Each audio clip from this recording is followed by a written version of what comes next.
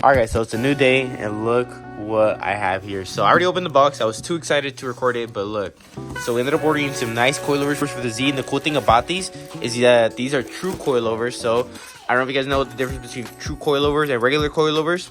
So here, I already took the wheel off and everything, so I'll show you guys once we get to the rear side. But basically the difference between true coilovers and the regular ones for the Z is that the coilovers or the springs are going to be right here on the side, and then there's just going to be a shock right here. So what I ended up ordering was I ended up ordering true coilovers. Now what the thing about true coilovers is that it's all one component, so it'll be the springs and the shocks.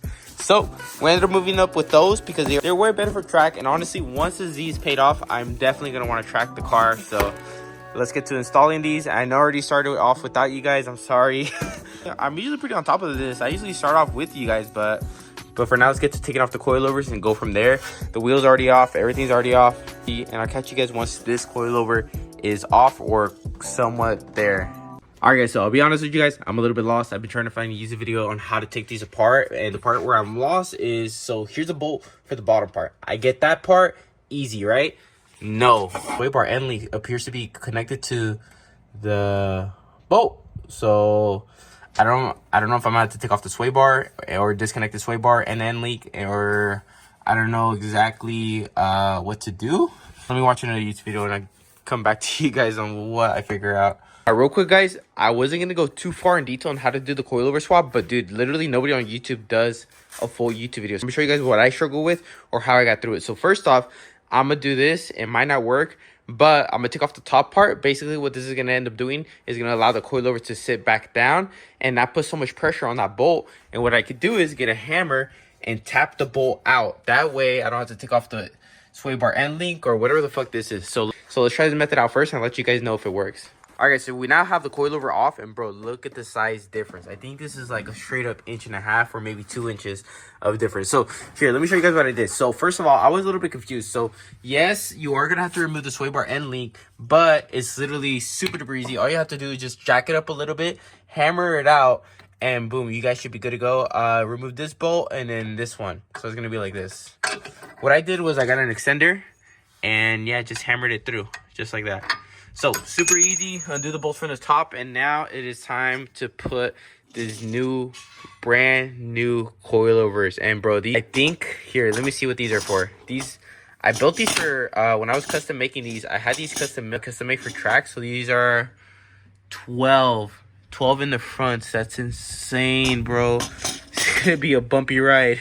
All right, let's put these on. Going through the bottom. We got it through, and okay, I'm definitely gonna need the jack. These are a little bit too low.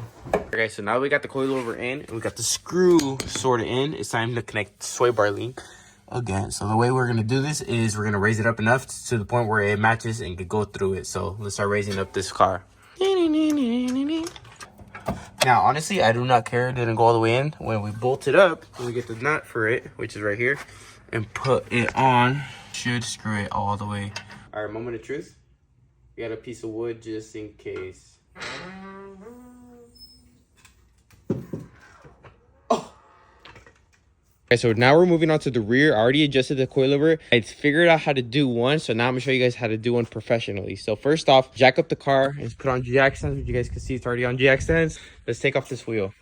All right guys, so real quick, there's gonna be a bolt right here. I already took it off, but there's gonna be a bolt right here. Look, there's gonna be a bolt right here. Basically, loosen it, push this thing down, and boom, the spring comes out super duper easily. Just push it down and the spring comes out.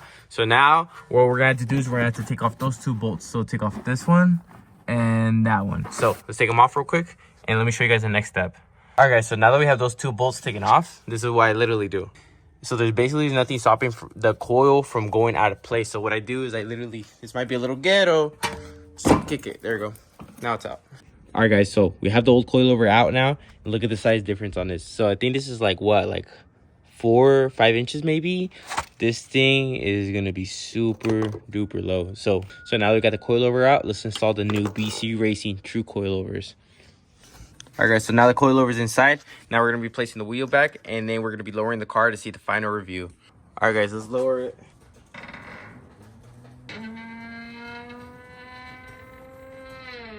Oh my G.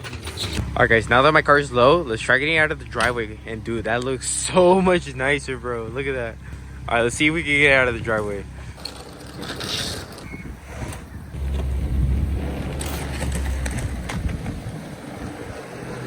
Alright guys, so we're taking out the car for a test drive, and bro, this car scrapes everywhere. Look. Bro, it literally scrapes everywhere, and the car is even that low. So I'm gonna see what I can find out about it. Or once I get home, I'll show you guys what I think the problem might be. I don't know if the car's actually that low and whatever, but we'll see. But look, here's another pothole.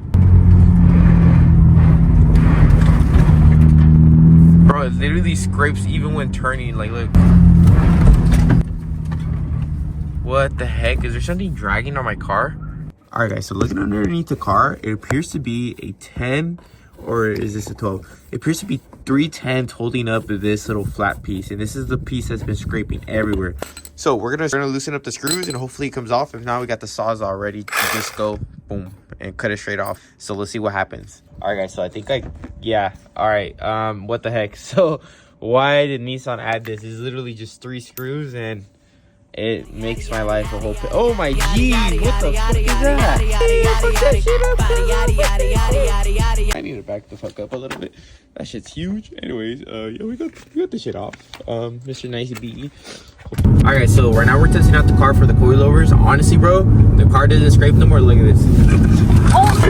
The car does not scrape no more. And let me tell you guys right now, the coilovers definitely help with the body roll. So if you guys know this car, one of the biggest problems about the car is the body roll. It has way too much body roll. This is why this car has one of the worst track record times, and it's because of the body roll, bro. Not only that, the car is unresponsive when it comes to turning and angling. And dude, I'm telling you guys right now, this car isn't the car for tracking it. But some nice coilovers, some nice wheels, you guys can make anything happen. Anyways guys, I'm ending off the video right here.